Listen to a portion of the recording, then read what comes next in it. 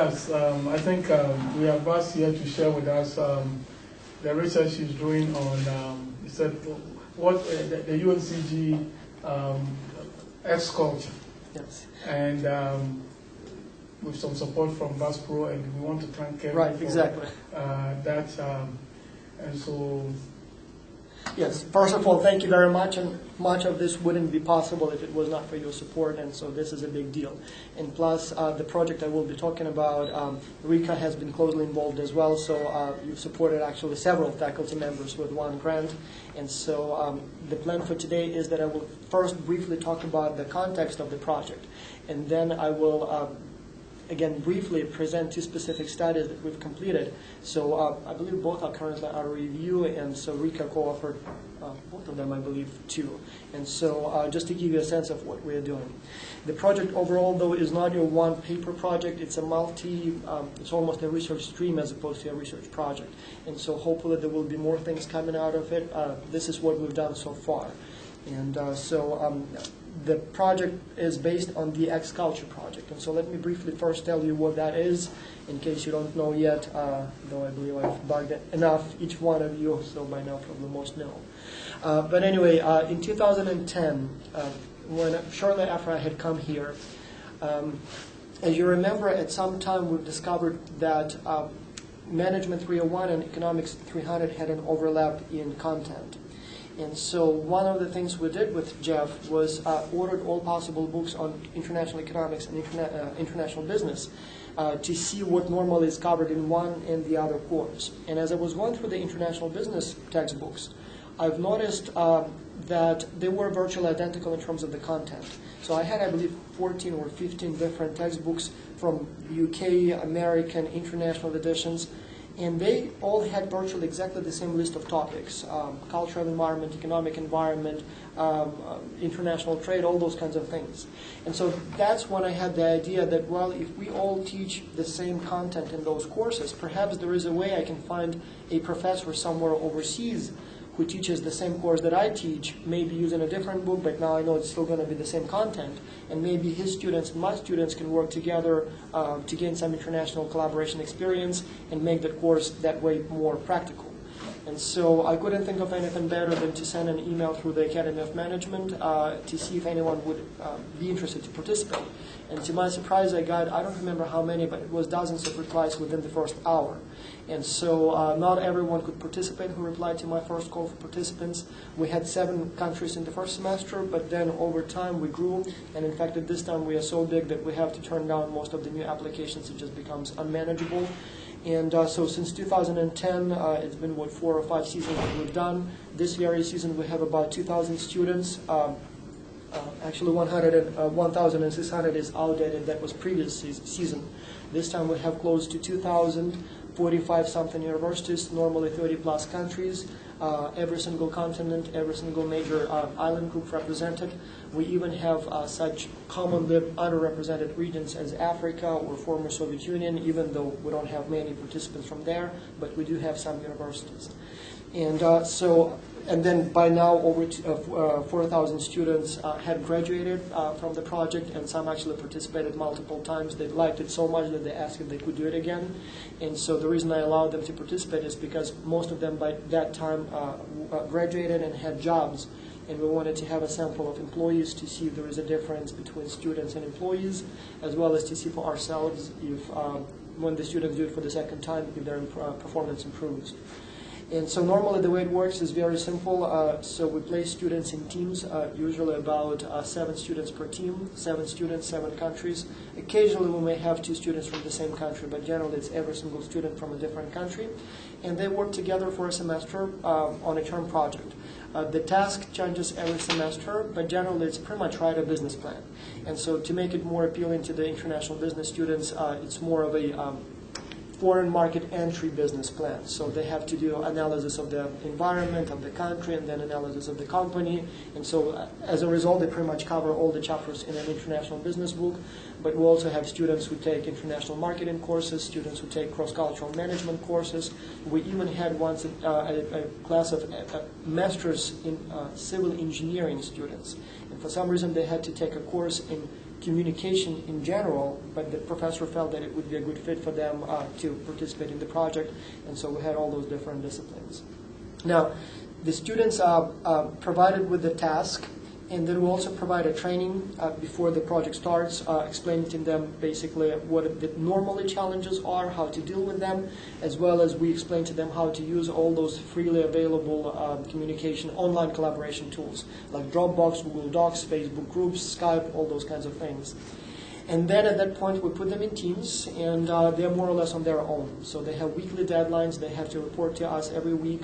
I manage all the data collection and performance monitoring online. We use Qualtrics for collecting data, for tracking progress. But other than that, the teams are free to choose any communication medium they want. So most of them, or many of them, stick with email only.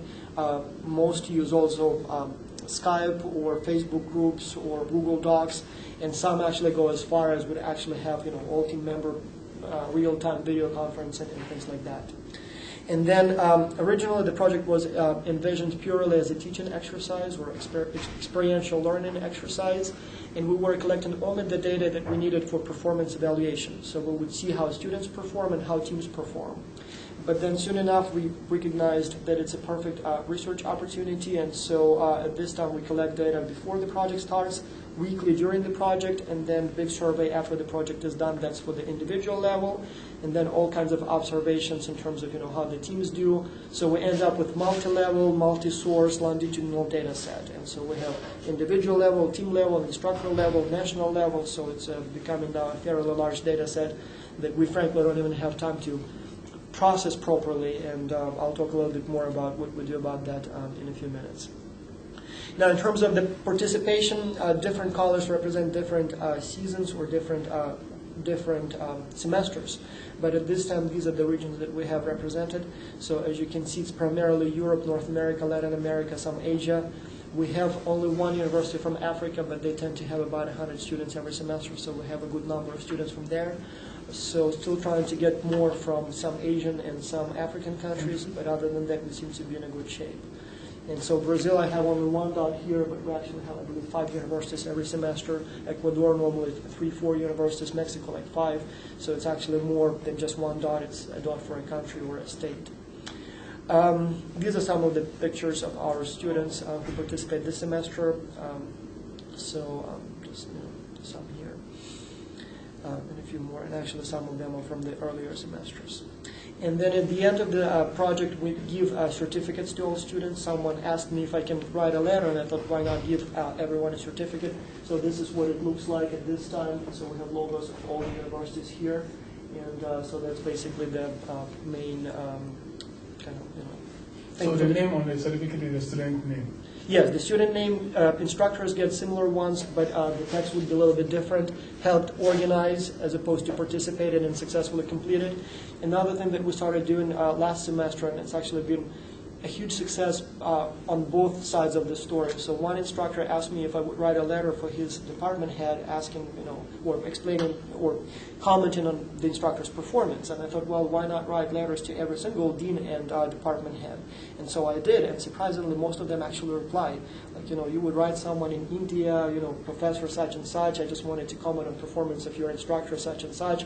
He had, 50 students this semester, and they did a good job, and so I just want to thank you. And then surprisingly, the letter comes back, and yes, we are so honored, and, we definitely want to participate again, and so all that kind of stuff. So I suppose that's a good thing. Now, in terms of challenges, just a few words on the administrative side, and that's primarily what the money has been used for, so it wasn't really to buy data or analyze data, it was more to manage it all. So here are some of the challenges that we deal with. One is recruiting instructors, and so at this time what we do is we would send an email, in fact I will be sending one today for the next semester, through the Academy of International Business and Academy of Management. That works well for the countries that have membership in those organizations. And so I normally get about 50, 60 applications from the United States, lots from Europe, and we actually have to turn down most of those because now from the United States we have so many participants that if we accepted all of them, we would end up with like 2/3 of every team being American. But then at the same time, it seems like, for example, professors in Africa or former Soviet Union, they don't seem to be members of, or not as commonly, of these organizations. And so I'm trying to find ways if I can get, maybe they have, I don't know, like African maybe Management Association or something like that, so that we can target those groups specifically. And so it kind of works, but as I said, it requires a little bit more, wider appeal or spread. Another problem with this approach is that once I send out that letter, for the next 4 or 5 days I cannot do anything else because I keep receiving emails from people asking questions. Some would just simply say, thank you, that's a great project, I can participate, but I like what you do. But many send questions, and so once I send it out, like the next 24 hours, I get like 10 emails every hour, and then it dies out slowly, but I have to reply. And so as I said, normally I can't really do anything else for those few days. And it would be nice, and I'm considering doing it next semester, maybe hiring actually a student, graduate student to do that for me, because it doesn't require much, special knowledge. You have some, pre-written responses to some questions. Well, frequently asked questions and responses. That's actually. Yes, we give it to the student, and the student will just, as soon as it comes in, the student will respond. This is how I manage it. So I have this folder that I call Matrix, and I have here letters for every possible situation. And so I would just, for example, if I wanted to talk about, let's say, culture administrative stuff. If you're teaching international business next semester, so that's from the last semester, I have the text already prepared, so I would just copy and paste and check if everything is fine for this semester. So I'm trying to kind of automate the process that way, but it still takes a lot of time. The biggest problem is that this, as well as many other tasks, everything is still fairly new and not really institutionalized. And so most of those steps that I have to take require some decision making. And so much of it can't be really outsourced to a student, because the student will likely ask me in every single case what to do. And at that stage, I may as well do it myself, because explaining may take as much time as doing it. But at least this step, I suppose, is now standardized enough that maybe somebody can And before you move on to, I can also help you with the African countries. I would be very. The African Academy of Management, and we are actually also in touch with the Association of African Business Schools. Yeah, I would be. Try as much as possible to get all of them involved, and so we can get to them. You send the emails to the business, the deans of the business schools. Yes. Yes. So I would definitely, yeah. And as I said, Sema Komea he's been participating from semester 1 with us. He's very happy. His management seems to be very happy with his performance. Students are very happy and participate very actively. So English is the language they use anyway. So for them, it's easy very much to participate. As I said, the only problem is I don't know how to reach those people to announce the project. And so any help there would be a huge deal and a big help. Now, another big challenge, obviously, is putting everyone on the same schedule. As you can imagine, in all those different countries, we have different schedules. And so this is what I have from the last semester. So I mapped them like this in an Excel file to see when the semester starts and when ends for different classes. And ideally, we want the students to work for the whole 16 weeks together. But what we end up normally with is about 8-9 weeks when they actually work face-to-face. And normally we would have a early track, as I call it. Like in this case, it was from here to here, and then the late track from here to here, rather than from here to here. So this way we can incorporate more countries, and they would have the same task. They would just have part of the students start a little bit earlier and part start a little bit later. And so even with this approach, for example, we cannot allow some MBA programs to participate because they would be on this weird quarter schedule. And so their semester is only 6 weeks. And so it's almost impossible to match them. But at least we do what we can as far as, And so even though the actual face-to-face cooperation or online collaboration is about 8-9 weeks, but then with the training before the project starts and then presentations after the project ends, it actually spans across the entire semester. It just, in my case, I spend more time on preparation because for me the project starts late in the semester. For those for whom the project starts early in the semester, they spend more time on the post-project discussions and presentations and that kind of stuff. Another big challenge is recruiting students. In most cases, about 90% of the students, not 90, 80 maybe, are students who must participate in the project because that's the course they take and the professor made the project mandatory. But then there are many universities that heard about us and they didn't have a suitable course, or they teach not in English and not everyone in the class can participate because of the language differences. But the dean or the department head feels that it's important for the student to participate. And so, for example, here we have an ad from Germany. So the professor the dean of the school assigned a professor to be responsible for the project, but they recruited students all around the campus, or at least all around the business school. And so they would just put ads like this, ask if you want to participate, and students sign up and just do it. Not for, I believe at this school they would actually give them 1 credit, I believe, or something like that. And in some schools they just do it more like for experience, for fun, for those certificates. So things like that. And so, plus, as I said, this time we also have returning students. We just wanted to see if now they perform better. And then because many of them now have full-time jobs, we also have this kind of employee sample. And so some of them, yeah. Now, with the rosters, the biggest challenge is getting the names of the students in one file. I used to just simply say to the instructors, please send me the names. And so the problem was, I mean, different formats, different spelling. Some would put, first name, last name. Some would put last comma first. So it would take me literally, like with about 50 universities every semester, it would take me a few days just to standardize it. Now we have templates for all of those steps, and I'm extremely strict with the instructors that they use exactly the same font, exactly the same template, exactly the same file. So this way I have all the information, logo of the school, the address of the, for the certificates to be shipped, the names of the students, gender of the students, so all that stuff is now more standardized, but it still takes a long time before I actually put it all in one file and then split them in teams. So, but kind of works. Could you do that through Google Forms or something? Well, the problem is that I thought about maybe using, for example, Qualtrics for that or something else, but at this time what I do, I have an Excel matrix, and in fact, let me show you. This is something I'm kind of proud of.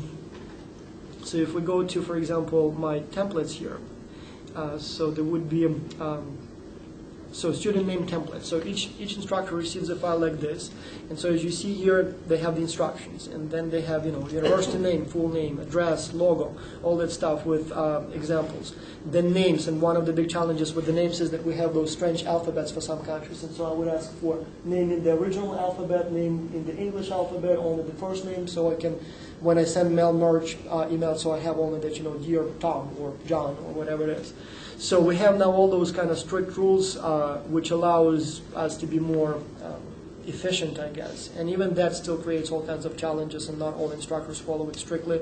But we are now at the stage when we can be selective. So if the instructors don't give me what I want in the format I want, I don't even allow them to participate, because I know that will lead to problems down the road. In fact, this semester I was kind of soft, and I allowed 2 countries and then a few students who missed the original deadline to enroll later.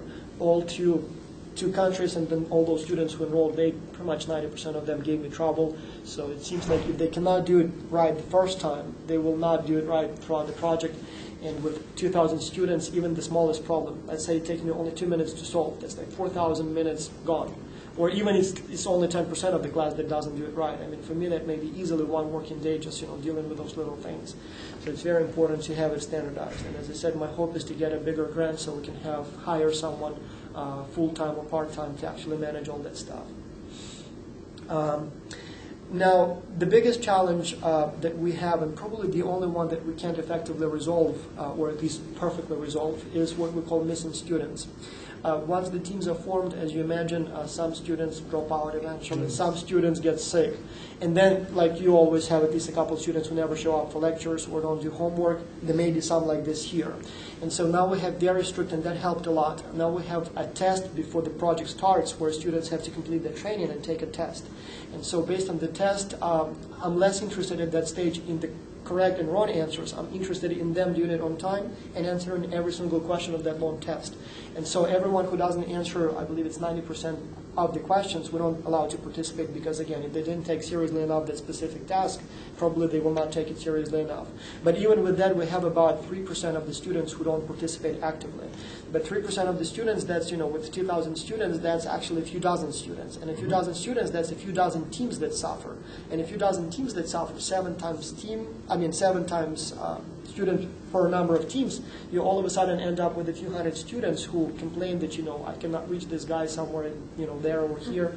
And so that is a big challenge. And so we're trying to come up with better ways to predict who's going to be actively involved and who may drop out eventually, so we don't even put the wrong ones on the team. It's much better now, but it's still a little bit, challenging. Communication is a big deal, and now we use Dropbox and Google Docs for just about everything, so that it's all central, so we don't have to send multiple emails. Again, many things are still being worked out, but all those newly available tools are definitely extremely helpful. Data gathering, this is the most time-consuming challenge. As I said, we have weekly data surveys, so we end up with, I believe it's 9 or 10, I believe, total data sets that are spread across the time. Then we have the students, we have instructors, we have countries, we have teams. All that has to be merged. And so I have now, luckily, unfortunately, graduates in a few days, a guy who is very good with all that kind of IT, and so he manages all those complex formulas that merge the data set together. But that's the only thing the guy has been doing this semester, and so the 9 hours that he has for me is nearly not enough, so I will be actually hiring him to do more once the semester is over. It's just unbelievably time-consuming. So we need to get somebody to fail him. Yes, I don't know. Well, for another project, I was able to get, another professor in Kars was able to get, she works with me on that project, and so she was able to convince Joy to give us someone for 5 hours a week for the rest of the semester, for 1 month. And that guy turns out to be extremely knowledgeable with all this stuff that I discussed, and so I'm now trying to convince Joy to give that guy a full scholar, like the TA-ship, so that he can be my regular TA next semester, because first he will know a little bit about the project by that time. And second, I've had only so far 2 graduate assistants who were knowledgeable enough with Excel to write all those, vertical lookup and index functions. Most don't know that, and unfortunately, without that, it's just impossible to do manually. So, other challenges that we had related to research, getting IRB approval. It wasn't a huge deal, but I had to go like three rounds of revisions before they were happy. And then obviously, because we have so many people, all data ownership and co-authorship becomes a challenge, not necessarily a problem, but a challenge. Like, for example, we announce a new paper and ask if anyone wants to author it, and we may easily end up with 25 people saying, I would like to be an author. The problem is that not all of them eventually work hard, and then the lead author has to, has the courage to say to them that, sorry, you're not working hard enough, so we have to exclude you from the team. So all those kinds of little things create challenges. But, like, for example, one of the papers that I will be talking about, we wrote last Christmas break, so I believe it was like 5 days before the deadline that we decided to write it, and so there was Rika, a guy so there were 7 people total, and pretty much all 7 were in different countries, and I at that time was in Canada physically, actually. I went to Canada for the break, and we worked like around the clock. We had this, global relay, so I would work on something here, in North America, then someone in Asia works a little bit, then someone in Europe, so like in 3-4 days we did a paper that actually was nominated for the Best Paper Award. Eventually didn't get the whole conference Best Paper Award, but it was the best in managing people across borders. So sometimes that, diversity of opinions and a number of people help, though coordination often becomes a challenge. Now, let me talk a little bit about one of the studies, and this particular one looked at the outcomes, learning outcomes of the project. So we wanted to know for ourselves if what we do helps. And so here we specifically wanted to see if experiential learning, if a project like this improves student satisfaction as well as learning. And so we presume that, there is the saying, tell me and I'll forget, show me and I'll remember, involve me and I'll understand. And so we kind of know that, but at the same time, does it really help or not? And so we did a couple of, actually it's going to be 3 or 4 separate studies within this paper where we tested this proposition. And so here is what we did. Well, the data source was pretty much what I just discussed. So what we did in study 1, we wanted to see if teaching evaluations change when we have this project or don't have this project. So we had 3 countries participating here, and one was added literally a few days ago, so I just added a new slide rather than change the existing slide that I prepared a few days ago. But what we did here is, in my own class, as you know, I teach multiple sections of X-Culture every semester. And so what I did, a few semesters, I would assign one of the sections to participate in X-Culture and the other one not. And so it was exactly the same class. I would teach it back to back. I would come in the same classroom saying exactly the same things. The only difference that one of them had X-Culture and the other one had like a domestic project. And then another professor in Ecuador did the same, and then another professor in Italy did the same. And so Ecuador had MBA and EMBA classes, and in both cases, 2 classes of MBA, 2 classes of EMBA, the same course. I had for my undergraduate students, and the Italian professor had also MBA, Masters of International Business. And so here are the numbers for my classes and for the Ecuadorian classes, and I'll have the numbers for Italy a little bit later. So in every single case, we had an improvement. The funniest part, in fact, that was something I was very surprised to see, was that not only we had a substantial improvement, and it was not only statistically significant, it was like half a point difference. The interesting thing was, for me at least, for example, that when I had X-Culture, I was evaluated higher by students on every single dimension, including, for example, how well was the course organized. And I know for a fact, when I have X-Culture, it's not better organized. I mean, it's actually, they complained all semester, like the whole semester, somebody's not there, I don't know what to do with the deadline, I missed the email with the link to the survey. I mean, I know it was much more challenging for them from the organization point of view, and yet even then, or even on that dimension, students who had the X-Culture project, they would evaluate me a little bit higher, which probably is a halo effect. I don't think it was better organized, it just probably they liked the course overall better and just tended to be more generous on all those dimensions. And so here is the Italian slide that she just sent to me. So again, she has the school average for that program. It's 799, and then she had two sections, and so that's the no X-Culture and X-Culture team, exactly the same course, taught in the same semester. And as you can see, again, almost actually more than half a point difference. And so she's a good teacher apparently overall, because overall she does better than the average job, but adding the project, so students seem to appreciate that. Now, we also looked at attitude differences. So we measured cultural intelligence before and after the project, as well as attitudes, how should I put it, not necessarily stereotyping. We had a series of questions that were something like, for the countries represented on your team, how similar or different do you think the cultures of those people are? And then for the countries represented on your team, how easy or difficult do you think it would be to work with people from those countries?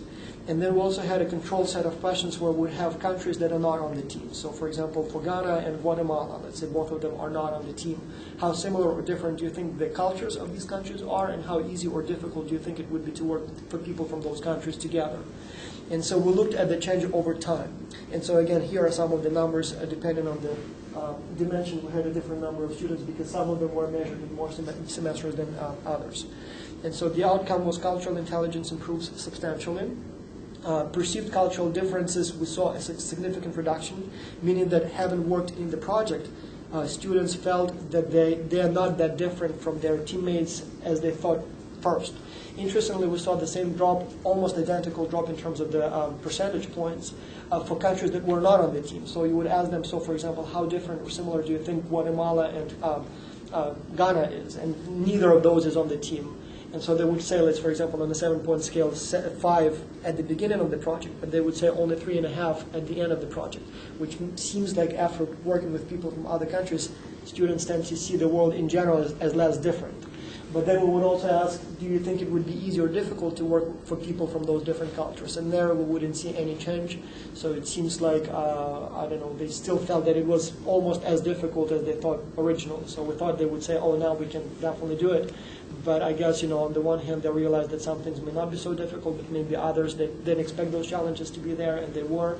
So that perception didn't change over time. Without seeing the questions, is it possible that the perceived difficulty of intercultural collaboration is a function of time zone difference and technology, and not anything to do with cultural differences? I'll actually okay. That is a whole separate study, so that's a very likely possibility. Another thing that we noticed, that magnitude of the change and even the direction of the change was very different from student to student, which probably means that there are some moderators. It may depend on perhaps, how satisfied they were with the project or how well the team did. So there may be other things going on because, for example, for the perceptions of differences, it's almost like a uniform drop for all students. Like pretty much every single student drops like half a point or so.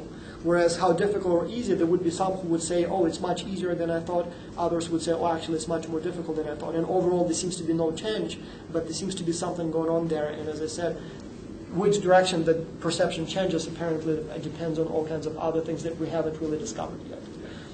Potentially also including all those different settings, like time zone differences and so on. And then finally, we also had a survey of students and instructors in terms of tell us, how personally you think it was useful or not useful, was it worth it or not, and things like that. And so pretty much all of them were very happy, and so here I have some numbers.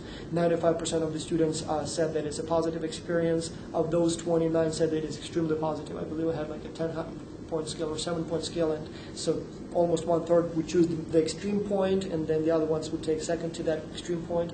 But then at the same time, there are about 5% of the students who have negative experience. So they either had not a very good team or something else went wrong, which seems to be almost negligible compared to how many were happy. But I suppose, that's something that still needs to be taken into the account, and I'm not sure if it's possible to eliminate that number altogether, but, that's still, something that we should mention. And then also I have some breakdown of the challenges that the students normally cite, nothing unusual there. Time zone is there. Yeah, time zone. So you could actually to answer his question, you could regress on those questions. Right. And see if that was what was causing, you really got it. In fact, I'll have a proposition at the end of the presentation, so maybe you want to do it, because we have the data and we don't have even though we have so many people, but we don't have enough manpower to think of all those possible things, and so we definitely would be happy to invite others who have interesting ideas. And then the same thing with instructors, again, what happened and what was the challenge and all those things. So I'm not going to go into the details. So it seems like experiential learning does work, and it seems like it does improve satisfaction, it does improve learning. One thing we didn't do was we didn't look at the actual grades of the students. We wanted to see, and we still want to do it, we have the records. We want to see, for example, if the students actually did better on the tests, because we would have exactly the same overall course test. So let's bring the grades. In terms of putting them in groups, do you give them group grades? And who assign those grades to the group? In other words, you have a group of 7 students from 7 countries working on a project. At the end of the project, they need to be graded. Right. Okay, so do they get grades for their group work? Yes. And who does it? That's it. This is probably the most interesting and important question. So grades, as well as another related challenge. Because I was thinking that can be also, a moderator or something, right, in terms of the explanation we're giving about. So we have about 10 or so individual performance markers, and then 3 or 4 team performance markers. Like, for example, weekly deadlines, those are individual. Each single student has to do it separately, and we usually say, don't worry about what your team does, as long as you report progress. We see that you are there, so we give you a little checkpoint there. And then, so there are all kinds of things that students have to do individually. And so we say that even if your team completely messes everything up, as long as you individually do your job, you still will get a good enough grade. Then obviously we have team level performance. So again, there are some, like for example, last week the teams had to submit drafts of their report, and so we provide some feedback and grade those. Then next week they will be submitting the final reports. And so reports are 20 to 30 pages, and so the instructors have to grade the reports of the teams on which they had their students. As a result, we end up with 7 independent evaluations of each report because we have 7 students on the team. But if someone is like me who has 200 students total roughly, that means that I have a student on pretty much every single team. And if you want to know what 200 reports look like, last semester was roughly like this. So, and there is no way I can read it very carefully. I try to at least flip the pages and, see what's going on there. But luckily for me, because it's evaluated by so many instructors, then we get the average of the 7 evaluations, and hopefully that gives us some, reliable thing. Another thing we did last semester and want to do this semester, we also invite students to evaluate reports of other students. And so we do it only as a volunteer, optional assignment. But when I sent out an email last semester, it was also like roughly 2,000 students. Surprisingly, about 30%, closer actually to 40, voluntarily agreed to rate several reports. And so they would read with you and, evaluate ideas. Those probably are less valid because students may not be fully qualified to evaluate. But because we have so many students, and we have only 250 teams or something like that, and about 2,000 students, we actually ended up with quite a few evaluations of each report by students. And again, the overall average probably, tells you something. So we're trying to get creative there in terms of, saving time. And then obviously all those go into the final grade, and we have guidelines for the instructors how to incorporate those performance indicators into the grade, but we also leave some flexibility. Like in some schools, professors must do it a certain way, and so even though we recommend that they do it this way, they have to, So we have some kind of flexibility. Like for example, the project must be no less than 20% of the total course grade, and then it's up to them how much more, and so all those kinds of things. Now, in terms of another study, more non-academic, more your classic kind of empirical study, and that's the one I was actually talking about. That was the last Christmas break that we did. This one looked at the different forms of diversity or distance on teams, how those affect team performance. You know that we can hypothesize that diverse teams can perform better because they have all those, variety of perspectives and better ideas and less group thing going on and harder to replicate their ideas, like more creative, all that stuff. But we also know that culturally diverse teams may have all those, stereotypes and prejudice, and they may have difficulties communicating, and they may have less consensus and less in common, so there will be fewer things that bind them together. And so some studies show that diversity helps, others show that diversity hurts. What we decided to do, we thought, well, there are different types of diversity. So we can have a different number of countries. We can have cultural diversity as diversity in values. We can have diversity in time zones, or average time zone distance. We can have different average distance in kilometers. We can have distance in language groups. And so what we did, we basically did a study where we had all those different types of dimensions. And I believe we had 12 different measures of diversity. As I said, country variety, or number of countries, age diversity, gender diversity, cultural diversity, economic diversity, geographic dispersion, time zone difference. I don't remember all of them, but there were a total of 12. And for each of those, we calculated them as range, average inter-member distance, and standard deviation. So we wanted to see if, depending on how you operationalize it, there would be difference. And so these were some of the measures. As I said, we had the country variety, time zone, geographic distance, institutional distance, and we had quite a few of those. Societal distance, cultural distance, perceived distance was, by the way, a big thing eventually turned out to be. So not only how different you are in terms of objective measures, but also how different do you think you are. And so we would have questions, how different or similar you are. And so we had all those measures. And so here is a summary of the results of that one. So time zone distance was a big drag, so it had a negative effect. Economic distance, institutional distance, and religiosity distance, all those had a negative impact on performance as measured by the quality of the output that the team produced. As well as country variety didn't help, and gender balance, if there was none, it was a problem. But then at the same time, perceived distance had a very positive effect. Surprisingly, when team members felt that they're different, they actually performed better. And so previous studies showed that what they call perceived distance paradox. You would think that when we think we're different, we would perform not so well. But actually, it seems like that prepares us, we are ready for more challenges, I don't know. But resilience feature. Yeah, somehow, yes, maybe a resilience. Yeah. And that was measured at the beginning or the end of the project? We measured some of these, like, for example, age, gender at the beginning, but then, for example, perceptions we actually had before and after. And I believe in this case we did both, and in both cases we had pretty much the same outcome. Perceived, I know that we had it both times. Others, I believe, we measured only the beginning. How much does it change over the course of the experiment? Well, as I said, with the perceived distance, we had this almost uniform drop. And so it seems like as far as correlations, it didn't change. So we got pretty much identical correlations using before and using after. So unfortunately, or luckily, but that's what we saw. And so even though we saw a mean drop, but it was basically scale change, and it doesn't affect correlations. And then also cultural diversity actually led to better performance as far as creativity. So, and I believe it was also overall better performance too. But we had also, like, for example, how original and creative the idea in the report was. And so there was a strong correlation with difference in those values. But for example, we didn't have the cultural values, culture as measured by global practices scale. So the practices scale actually had a negative effect, but value scale had a positive effect. And then a few other things, like, for example, average age difference had a positive effect, prior international experience difference had a positive effect, and then team size, the bigger, the better as well. Really, I'm surprised team size isn't U-shaped. Well, one of the problems, and I believe I talk about that somewhere later in the slide, but one of the biggest challenges was that we had a range restriction.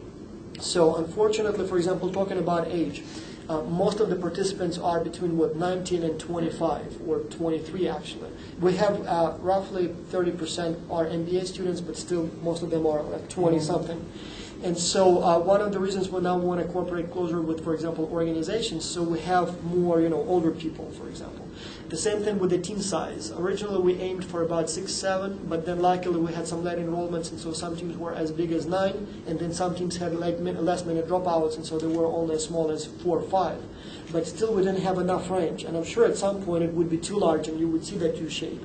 But at least with the number of students that we had, this is the relationship we found. So the size did help. But again, maybe because we had that restriction, so if we allow them to be even bigger, maybe then we would see a drop in performance. And so yes, distance matters, but then different types of distances matter differently. In fact, not only in the strength of the effect, but also in the direction of the effect. And so implications, obviously, selection, training, experience, all that matters. So the idea, you said diversity usually, Well, as I said, it's more, is it neutral or? no, it's not neutral. It's the thing is that it depends on Because I go what. back- Like for example, the if you next have slide. time zone distance or diversity, bad. You don't want that, so it doesn't Yes. help at all. Kilometers didn't matter at all, for example. So, but then cultural diversity, good, no problem at all. So it seems like you should try to maximize some types of diversity, but then minimize others. And so just simply diverse is not good So enough. Marcus was right. Is it? Economic equivalence. Equivalence, and, yeah. no religion. Because it's interesting. So you're saying that if you ask people to work in groups, and some of them are from rich countries and others from poor countries, it's probably not going to work. There is going to be the perception of maybe I'm better than you. Exactly. You have to listen to me, What can you know about, I don't know, international business when your country doesn't have running water, for example, or something like that? There may be also a difference there that some students in some countries literally had bad access to the internet. They would have to go to a lab somewhere and things like that. And so it was not really that we noticed that when we have more difference in technical skills and technical equipment, that's when the problem is. So if everyone has limited access, they seem to be fine. But when you have some who are very versed with all those Google Docs and Google Plus and have internet all 24/7 on their iPhone, so they seem to get irritated with others who may not have that all the time and may not know all those things. And so that's where it leads to tension. Well, Again, how did you measure the religiosity, that diversity? Because For this one- is it purely based on? This one based on nationality, so we would take the national averages, but this semester we actually added a few questions to measure it at the individual level. Because just because someone is, let's say, from Ukraine doesn't mean that he is on average as religious as an average Ukrainian. So Okay, yeah, because I know my question was even going whether somebody is more, a country is more inclined to be a Muslim country, a Christian country, or even a Christian is a Protestant or Catholic. Right. Those are very- how you measure the religiosity or not. this one we just simply took the religiosity index. There is an index like that, and they rate countries. That's what percentage of people say that religion is important. What percentage of the people say that they believe in God. Per 1,000 people, how many go to church on a regular basis, that stuff like that. By the way, do you know what's the most religious city on the planet according to that rating? The Most religious city on the planet, at least the last 3 years. Julia, Texas. Greensboro. Can you believe it? Is that right? We had the most religious percentage of people who say that religion is important to them, who say they believe in God, number of churches per 1,000 people, Oh, yeah, Greensboro, percentage of people churches, who go to yes. church. We are the most religious city on the planet according to their. And I mean, a friend of mine recently opened a new church, and he tells me to come to an intersection of, I believe it was Franklin and something else. I come to that intersection, there are 5 churches on the intersection. 2 in one corner and then 1 in every other. I mean, but anyway, that's what we did, and probably it's not the best measure. Maybe, as I said, should ask the students how religious they are. It's interesting. So the greater people believe that they are more religious, the more difficult it is to work with them. Yeah. I've actually got I bought, it's like a freaking $400 book, all the scales of religiosity and spirituality and how they've been Oh, maybe validated and stuff. we can borrow some of them if it's possible. Yeah, that's a book I know I don't want it or ever plan to use it, but I paid so damn much for it that. Yeah. Well, as I said, many of these variables we didn't measure at the individual level, so we just used nationality as an indicator. Some we did, and so, like for Schwartz in this case, we had both. They had like 3-item scales that ask you what's your religion, how often do you attend. Yeah. And again, I'm not sure how politically correct those questions might be, so if we actually would be allowed to ask them, but it'd be nice to have some more direct measures. Now, in terms of, and we talked about the implications. So what's next for the project, the last 2 minutes? Well, obviously we want to measure, in fact, I probably should, don't look at the words, I'll say it in a more simple language. The big challenges for us at this time are that we collect more data than we can process. One of the greatest challenges I have is that the collection takes so much time that by the time we have the data, I don't have the time to look at them. And so now I will be sending out a call for the next semester's participants. And so even though the data is still not fully in for this semester, before I know I'll have to start collecting data for the next semester. And so probably there are many more stories in those data that we have been able to discover. And so what we want to do, and I will probably also send out that email within the next couple of days, we've had extensive discussions and everyone seems to agree that we want to crowdsource the project essentially. So what we want to do is announce that anyone who has interest in ideas, like for example here, we would be happy to share the data with you as long as you want to do the studies. So as Paul Muczynski said, if there are more people to torture the data will confess faster and something like that. And so we still are working on some of the details of that collaboration. Obviously, on the one hand, we want to retain ownership of the data. We also want to have, for many of us, publications matter, and so we don't want to just give the data. So, but at the same time, we think we have now more or less good procedures in place where those who come get to be, those who come with new ideas get to be lead authors. At the same time, we will offer our help because many of us are, we know the data, we know this field, but it wouldn't be a free ride. It's not like, you have to make me a co-author just because, I'm giving you the data. No, I'll actually work with you as much as I can on the paper, and I can make a valuable contribution because, I know this or Rika knows that.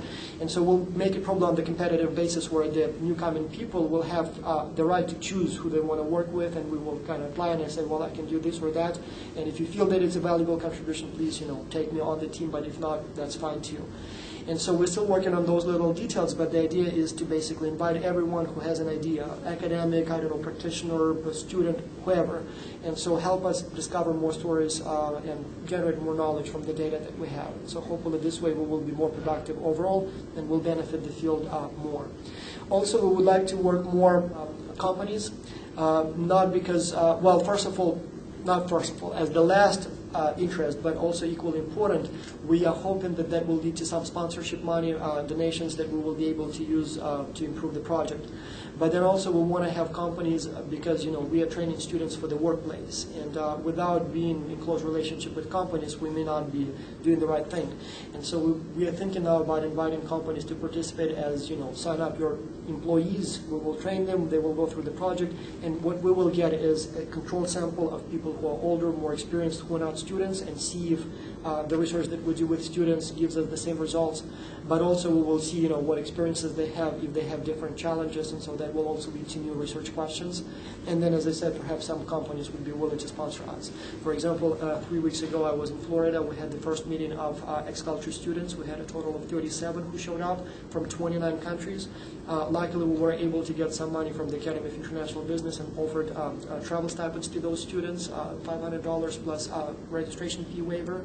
And then there were a few students, like Italians, got sponsorship from a company in Italy. Ali, the coffee maker, so they got fully subsidized. And then there were a few students whose universities paid, but eventually all 37 got some form of sponsorship. But ideally we want to offer more of that and cover more, so definitely money would matter and would help us there.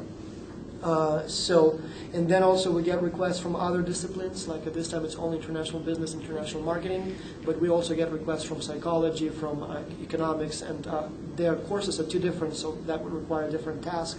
But we think maybe we should have a separate track for those disciplines in the future. Yes? So now are you giving preference to people who can do studies within the current data structure? Well, that's a very interesting question. So there are two ways external people can get involved. One, we can give those people existing data. And so they would, there is at this time, I just prepared the template where they would basically, almost like a research proposal. We'll look at that if it's something we didn't do before, and we'll have a list of things that we already thought as a study. So we'll give the data. Another one, if someone comes with a very interesting idea and asks us to collect data, we actually can do that as well. In fact, we did it last semester, but only internally.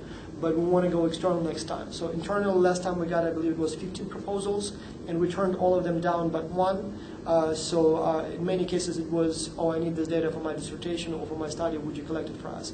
The selection criterion is that it has to be relevant to our students so that we can view then the results and share the insights with the students. But again, we're hoping that even though we probably will be turning down most of the applications, if someone comes up with a brilliant idea and says, the data you have are nice, but I also need a few extra variables, we can actually collect those, why not? provided that the IRB will be happy with those additional things. For example, one internal one that would be very simple, I don't know if it would be simple or not, depends how you get the reports. Do the content analysis using diction and run that over all of those. That is the one that I truly hope we'll find external person to do the study, because I do have electronic copies of every single report, but I mean, that will, first, I don't know how to do it, second, we don't have the time, and I'm not sure if we have many people on the team. We have South Korea, Macau, and somebody else. They started doing some qualitative analysis, but it was not of the reports, it was of the student feedback. And so they went through the open-ended question, the last question, anything else you want to add?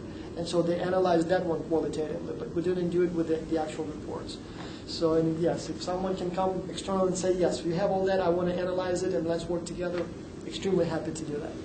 Yeah, well, diction would be very interested. It was sort of designed to do business. Sure. They use it to study shareholder letters, for example. Oh, interesting, yeah. And it looks at 5 dimensions. I'm actually looking at it now. It's tone in terms of what they call ex cathedra, like how certainty, activity, optimism, realism, commonality. Well, this is an excellent example of what a nice study might be, and a study that probably we cannot do internally because I'm not sure if we have the expertise as well as the time. And so if someone could come with that kind of ideas and knowledge, I mean, that would be that's exactly what we're looking for. So maybe you, I don't know, I'm not sure if you have time for Well, that. as you say, most of it is, if you've got the data, what is it? It's to get it to run over text is just putting in headers to show the breaks. It's carets with code numbers, Right. so it creates the data set, and then it'll spit out all these variables, and then you want to merge that back to what grades did they get, what were your other Right. variables. So it's really just a big data cleaning exercise. So it's money. None of us would do it because. Well, but hopefully we'll find someone, and as you imagine, we can look here not only on at how that predicts, for example, student performance, but we can also so we can do a study of instructors, not of students. For example, to see if instructors were more, convinced by certain language to give higher grades. We can also look at, for example, if instructors from certain countries were more interested in these kinds. I don't even know what can be done there, but I'm sure there are many options. I think your points will take, for example, down the street at CCL, we have people who spend most of their day with qualitative software, Absolutely. and one of their initiatives is managing across differences. So they might well manage that, take that research person and manage it with that group. Yeah, And sure. be interested in what the outcomes are. Well, I mean, all those are very good ideas, yes. At this time, the only way we analyze the language is plagiarism. So we use Turnitin for submissions, and so we get the plagiarism statistics, and so we look at that as, kind of a function of basically language, but not exactly in the form that you just discussed. It was more like that's the only way we evaluate the actual content in terms of, numeric stuff. Well, Turnitin's grabbing all these, by the way.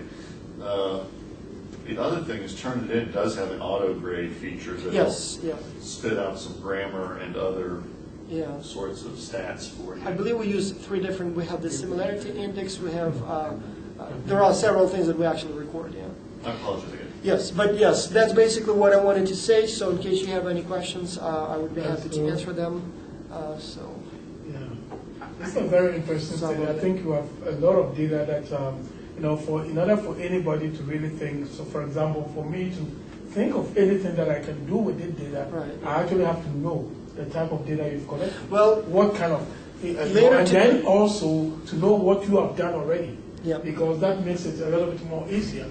Well, it's So all to look over. at it and say, I think we can look at something like this. Because it's always difficult to really sit down and propose something. So yeah, what we have at this time, we have a website where we talk about all that stuff, but I will actually be rolling it out probably later today for first only the instructors, and then 2-3 days later once they read my language and correct all the typos for everyone else. So at this time on the web we will have a very detailed code book with the original questions for every single question, with the number of observations for every single question, and then a sample data set. So you will be able to see all that. In fact, if you want the original data set, I would be happy to share with just so big that probably you will not make much sense of it. But as far as the code book, it's about 40 pages, and we have every single question with the original question and the number of observations. So if you look at the code book, Yeah, you look at the type of questions that were asked, Yeah. And then you can sit down and say, what can I do with all this information? So, and then yeah. you figure, if I can really look at some of these questions in such a way that I can spin out some research ideas, Exactly. then you can. And then, as you say, if that research idea comes forward, you have to check and see whether you are already working on something. Exactly. Well, the plan is. Say, I'm sorry, this is something. Well, the plan is to have first a list of topics that we already are working on, then a list of topics that we would like to work on. And again, as I said, I will be sending out a letter to the instructors around today, tomorrow, asking to give me their ideas. And those will be kind of patented ideas. So whoever comes from the outside should know that that's already, something we want to work on. Another kind of little restriction will be we want to impose a expiration date on any proposal. So for example, someone comes and says, I want to do this study and I have a brilliant idea. We want to give some kind of limit, let's say 2 years, in order to produce something. Because what if the idea is brilliant, but the guy, had the idea but doesn't have the, discipline to finish it. So we don't want that idea to be lost just because someone cannot finish it. So we want to be allowed at some time to take over the project if it's not finished by then. So there will be also a few other things that we want to regulate in terms of who owns the data, how much data we give, all those kinds of things. But so far, surprisingly, even though we have over 100 instructors total, so it's like 50-something participating every semester, most come back, some participate only occasionally, we haven't had any single conflict so far. It seems like it's yeah. Was that? You haven't had any conflicts? Conflict. Oh, conflict. It seems like, even though we deliberately keep the rules flexible because we don't know what's the best way to do things yet, so we deliberately say, let's rely on common sense and just be good colleagues. Somehow it actually works out fairly well. So it seems to be mutually respected type of atmosphere, or respective, or it seems to work fine. And so hopefully, I understand that once we have, big publications and once it's about a lot to lose or to win or gain for some people, there may be some tensions going on, but so far somehow it's been going fairly well. There are some people who do more, some people who do less, but somehow it doesn't really seem to. In terms of the work that you've done so far from the data, do you take data from, and I've seen that one is from Ecuador and the US, and, I think that with the GLOBE project and with all those projects, what they usually do is to start the research based on continents. So for example, you analyze data, you have an idea, that idea was analyzing data based on, let's say, all the schools within Europe. Right. And then all the schools, and then you can now from there, because you start you start from the base and you move up. Once you start comparing information from continents, you limit yourself as to how many papers you can do with the database. Well, and so people just also say you start from the base, the common, and then work yourself up, because you don't want people writing proposals and say, I want to really need to do some. I want to study this, but I also want to study, how institutions in Europe in general, students from those institutions, working with groups, think as compared to students with, students in, let's say, Latin America, working with groups think, because there can definitely be differences in the way they perceive so many things. Although they are working in groups, their perceptions can be different. And to a large extent, obviously, our data are convenience data. We use the universities that participate in the study, so we don't have a random sample. But the good thing is that we have, so as I said, it's roughly 30-something countries every single semester, and a total, because we have some new countries every time, some drop out, so we have a total of about 50 countries total. But then if you look at the country of origin of the students, and we asked that too, so not the country of studies, but country of origin. I believe last time we counted it was 69, I believe I had that number somewhere. And luckily for us, we have pretty much every single country now represented, and so that makes it, even though it's convenience, but it still gives you a fairly balanced and broad representation. If we could cover Africa more broadly and then have a few more countries from Latin America, but below Brazil, so almost Paraguay, Uruguay, we would pretty much have just about every major country. Yeah. The whole world covered. Yeah. So even though, yes, it is convenience, but at the same time, it's likely big and broad enough to give you a fairly balanced representation of the world. So I have a trivial question. Why 4 different colored arrows to make X? All of these things are, how should I put it? not done by professionals. This one, I was designing the website last time, and I had to come up with some idea. And I was trying to come up with something where you have, different cultures. And I thought maybe Olympic rings in some way, and I couldn't think. And then I thought, well, we kind of bring the world together. Our old logo was, in fact, let me show you how it looked. Actually, I like this. Yeah. The colors are just the basic colors. Yeah, they're red, green. Yeah. This is the one I used before, and unfortunately, nobody recognized this wasn't that picture. Do you see what's there? It's the picture of Earth with all continents joining together. And so the slogan was more together, so basically what we do, we kind of bring world together. But people just wouldn't see that, they just think it's just Africa there or something like that. And then I thought, how can I do it in a more graphic way? And so I thought those arrows, different cultures, right. And the colors are the colors of the Olympic rings, kind of coming together. And so that seems to work. The only problem is that about half a year ago, somebody pointed out that Google Nexus logo is similar, and it's not arrows, it just sticks, and it's a slightly different colors. But once they came up with that phone, so they actually have a similar cross there. It looks different, but similar idea. After asking that trivial question, one thing that occurred to me, I used to serve as an emergency reviewer for the Academy Management Journal, and the role of an emergency reviewer is you have some reviewer who's not performing, and so you agree that if you get a manuscript, you'll turn it around in 3 days so that the editor can still get the manuscript out. So I did it for Brad as a favor. Never got appointed to the editorial board, but had to do all these reviews on show. I did get the hat, though. I don't know where my MJ hat is, but I do have the hat. Anyway, where I was going with that is you said you have those people who come back the second time. Yep. I wonder if you could use them like emergency reviewers to slot into teams that have drop-off. And my thought there was because they were experienced, Right. there's not as much time to get them up to speed. Well, the biggest challenge is that we have to form the teams at the same time. Like, for example, this semester, I believe was, I don't remember what was the date, October 10th, I believe.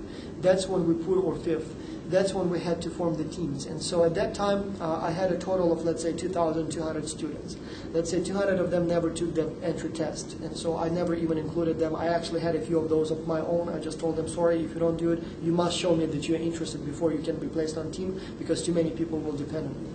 And so then we have the teams. And the problem is that once you have the dropout after that date, there is no one to replace them with, because whoever wanted to come the second time, they were on the same schedule. They had that month to complete the test. And so the only exception is that this time we had Germany, South Korea, and Japan, where the semester started later.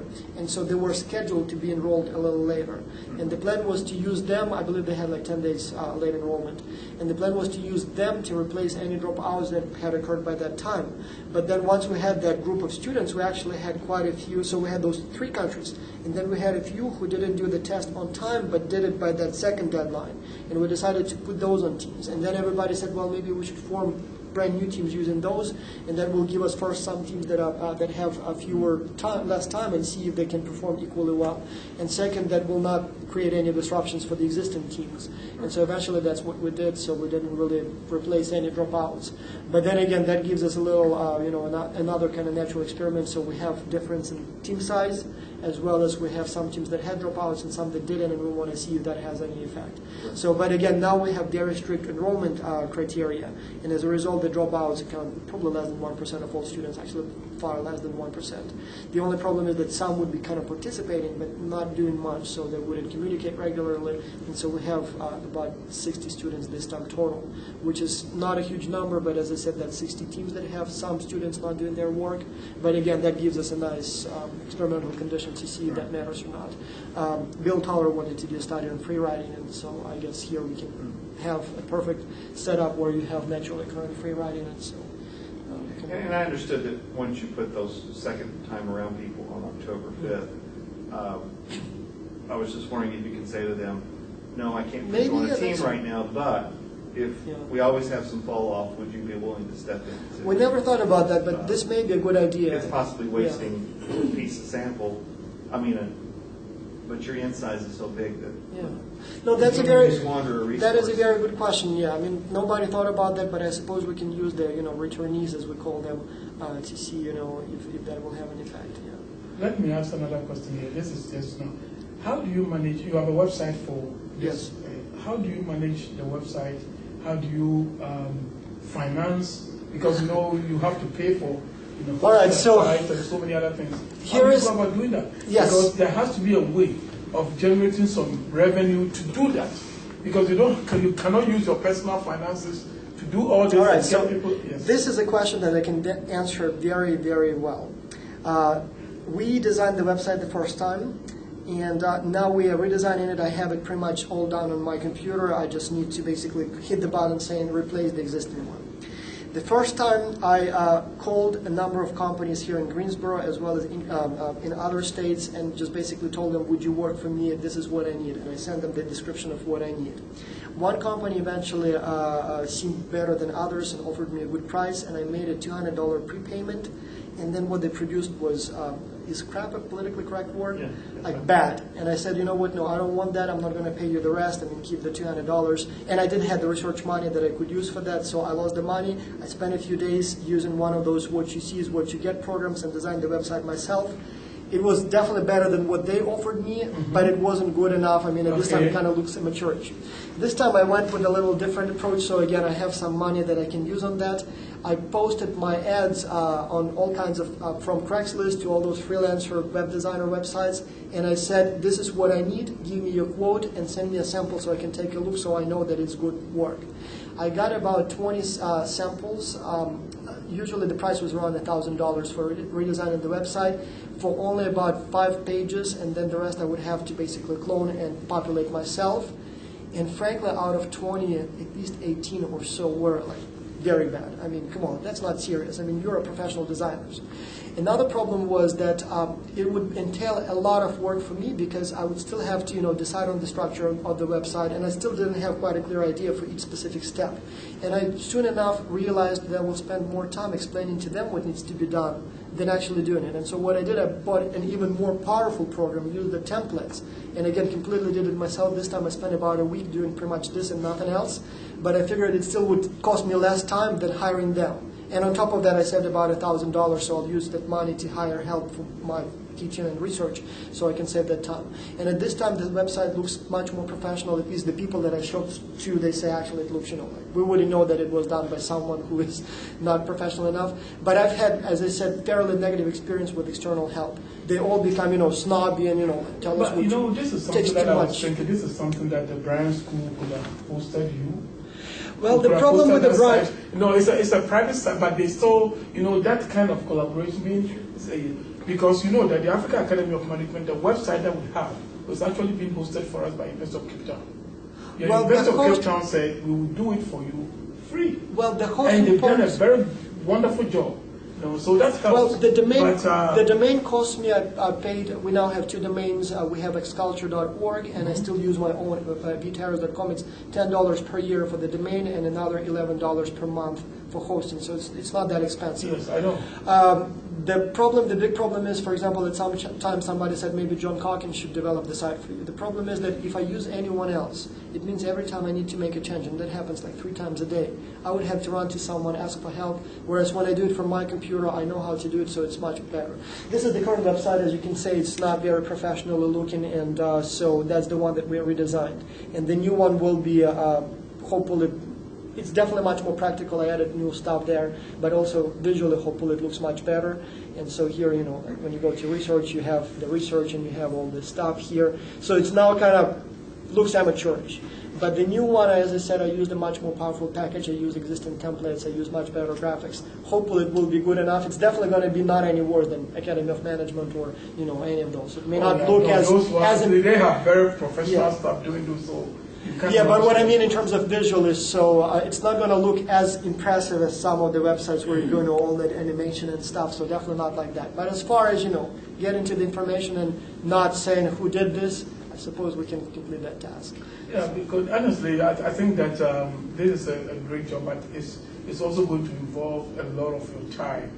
Yeah. And not only time, it's also going to so you need, if you have a website and you have information coming in almost every 3 days, or what you say, even every semester, after the end of the project and everywhere data, if you want to do it yourself, it's going to take a lot of your time. Well, the biggest problem is that, as I said, any change that I need to make, it takes me a few seconds to do it with the program that I use. If I had any professional help, I suspect it will take me equally long time to explain what I want to do than to check if they did it right. And so with this one, somehow my experience shows that I'll probably spend more time managing it externally than to actually doing it myself.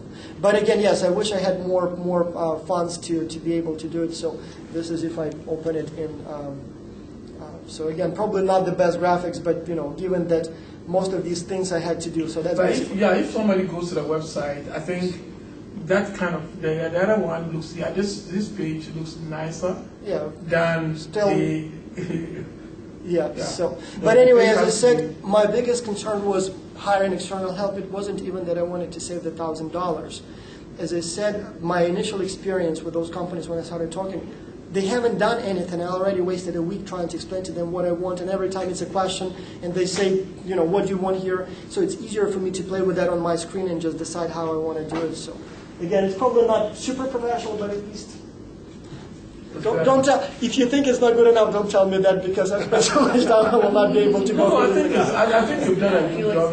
It's not too bad. Yeah, it's very nice. So I have all these menus, and so hopefully it's good enough. Well, you are not an IT person. No, I'm not. You will be able to do this thing. It would be nice to have someone by my side, but unfortunately, another big challenge was that all the guys who told me that they would do it, they would say they would do it in WordPress or something else. That would mean that I would have to spend a lot of time learning how to use that, and I didn't want to do it, whereas this program I already knows. But anyway, those are some of them. Yes, external help would be much appreciated, but unfortunately, there is only so much we can afford at this time. But money would be even more appreciated. Yes. Yes. Oh, yeah, sure. Well, money definitely, but as I said, any advice would be, this is extremely new, and we learn. I mean, when I look at what we did last semester, I inevitably think, how did we survive? I mean, it was so amateurish. And I'm sure whatever we do now, a year from now, when I look at that, I will be embarrassed. But so advice may be equally important and helpful at this stage as money. So. Well, thank you. Well, but anyway, took too much time. Thank you.